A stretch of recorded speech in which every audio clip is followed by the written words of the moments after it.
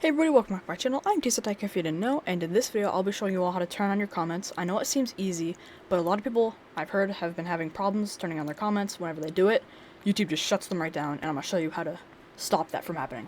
Okay, so let's get into it. So the first thing you want to do, you want to press this select all button right here, and see it selects every single video in your playlist. Even if you have some videos that the comments are already on, it doesn't matter at all.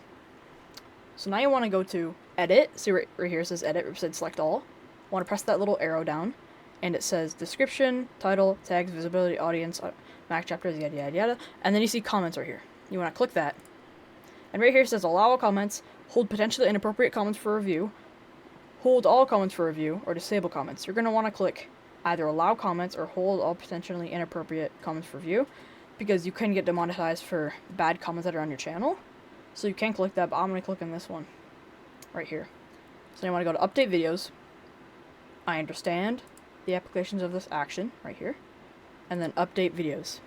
It's that easy, everybody. And now you have to wait. And there we go, guys, on one of my recent video. Comment something right here.